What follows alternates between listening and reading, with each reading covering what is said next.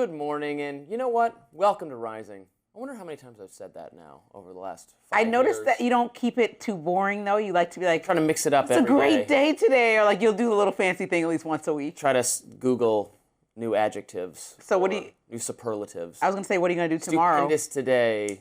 But it's Friday, and you won't see you tomorrow. I won't be here. Yeah. Well, do you read it? I read Fridays? it on Friday. So what should I do tomorrow so everybody can look forward to? I'm not gonna let you steal my material.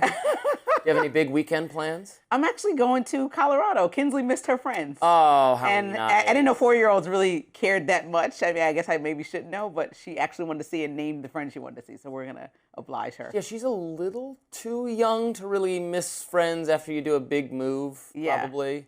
Because that can be traumatic for kids that are slightly older than that. Well, hopefully D.C. is my forever home. Yeah. And then we'll make new have friends. to move again. Yep. Coming up on Rising, protests are erupting after a federal officer shot a man in the leg in Minneapolis last night, just a week after an ICE agent shot and killed Renee Good.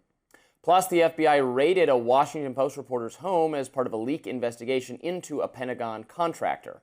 And the White House is facing criticism after Fed Chair Jerome Powell announced he was getting investigated. I'll have more on that in my lens. First, Robby, what's on your radar today? Laura Loomer. The Trump-loving social media personality is constantly waging war against various figures on the right who disagree with interventionist foreign policy and endless appetite for starting new wars in the Middle East. She's attacked Tucker Carlson, Marjorie Taylor Greene, and others. And now she's going after Thomas Massie. On X the other day, she posted a video of her reporter confronting Massie in the halls of Congress, and she apparently thought it made Massie look bad. Well, most people seem to disagree with that. Let's watch the encounter. How's it going? Happy birthday. Thank you. Wait, so Congressman, in the last 2 weeks, you repeated AOC's talking points on Venezuela, and Jasmine Crockett has retweeted you. When will you change your party affiliation to Democrat? I thought you knew.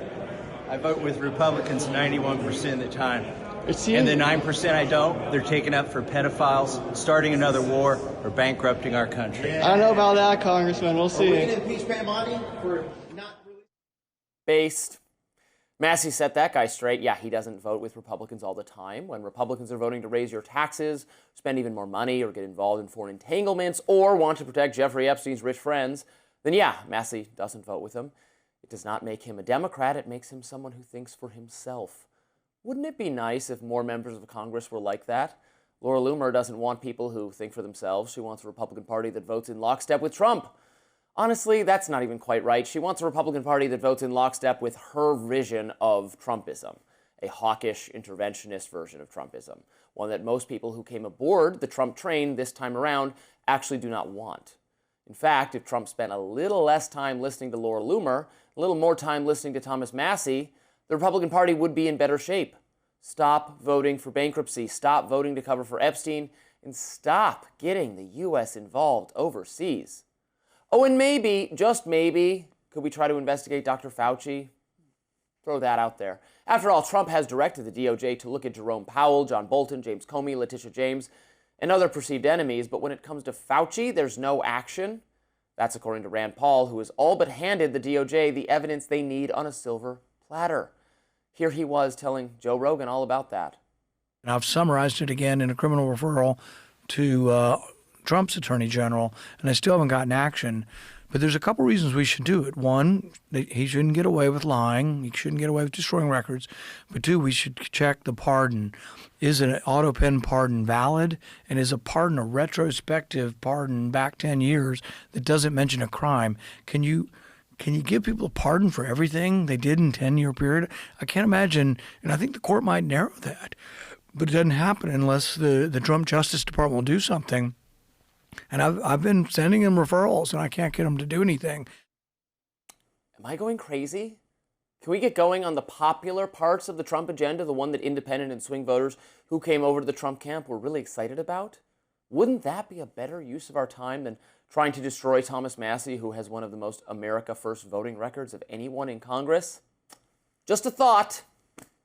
And I summarized the case against Dr. Fauci. I know you love hearing it. I'm not going to go into it. I won't join you in People that can watch Dr. the video Fauci we did yesterday. party today. But I will say, if you look at the last few years, not even last few years, if you look at the last 12 months, you'll see many Republicans who say, this is what the party does. We talk about different issues, we fall in different parts of an issue, and we debate publicly, and we don't hide away from that. You see at the Turning Points convention, they allowed people to get up there and bash one another, and that was really what a lot of people pulled from the convention, that there was a little bit of maybe chaos within the party. You see Marjorie Taylor Greene go on The View, and now Scott Jennings is calling her a Democrat, though. And now you see Massie walking through the halls of Congress, and Laura Loomer's reporter, if you want to call him that, was calling him a Democrat. And so I just trying to understand, is the party the one that fights publicly and that's all okay? Or is it immediately when you disagree with things that fall in line with the America First promise that was proposed by the president before he got the job, are you now a Democrat? Because some of the things actually are not that crazy. Like the fact that Marjorie Taylor Greene and Thomas Massie have in common that they cared about Epstein, when really the reason that most people cared about Epstein is because MAGA and the Republican base and a lot of people within the administration now were propelling that they were going to get to the bottom of this. Yeah. So it's still a Republican issue. I mean, especially if you call it a Democratic hoax because people hopped on later that maybe weren't interested even 2 years ago. So I just don't understand why people are getting labeled as they're changing parties completely when they're maybe trying to reel in a party that doesn't seem to have a very specific direction at the time. And I also am super clear about Democrats and their direction, right? But that's a whole other conversation and segment. And I'm the first one to say that Democrats need to figure out what that looks like immediately. However, Republicans have a lot going on and a lot of different people that don't feel satisfied with the state of the union under the Trump administration. Yeah, internal debate and discussion is a good thing. It really is. My problem with Laura Loomer is that she selectively says that people who are disagreeing with her within the coalition, they're Democrats. They don't belong in the party. And she's just doing that to people like Massie and Marjorie Taylor Greene. I mean, Marjorie Taylor Greene's differences with Trump are now much broader than Thomas Massie's, which are concentrated on just his areas of ideological disagreement, areas where I would say Republican leadership is more out of step with the base than Thomas Massie is. But like she would never, Josh Hawley, for instance, is, although I've been...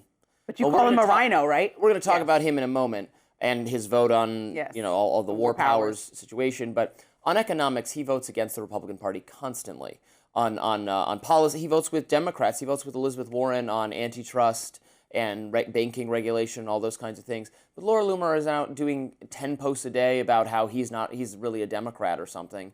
So it's silly. It's selective. It's people who don't, and she wants to invade, she wants to go, crazy in the Middle East in terms of intervention, which is not popular among the Republican base. So what if we were out here saying, you're really a Democrat, you should join the Democratic Party? It's so silly. Well, you know what's so interesting? Laura Loomer should start adding Donald Trump on social media because, one, it was reported in the New York Post that he speaks to Mamdani, and Mamdani has his direct number and talks to him often, and they have a pretty chummy relationship. But Eric Adams didn't even have... Well, they have a very similar economic policy. Eric Adams didn't even have Trump's number. He had to go through the liaison to get in touch with Trump. So they might be friends now. It's good to say that. He also called Elizabeth Warren, reported that yesterday, and you were very upset. And so if you are calling Josh Hawley a rhino, like some people do, or a lot of people do, well, then Trump himself is a rhino. He's literally cozying up to people whose policies the entire MAGA base is supposed to despise endlessly.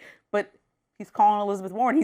He's capping credit cards. He's doing all these things that I would lose her phone Elizabeth real Warren quick style policies. So shouldn't Laura Loomer direct her anger at the head in charge? Yeah, but you can't do that and get anywhere. If you lash out at Trump, you're done.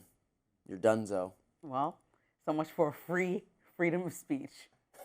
So much for the tolerant left.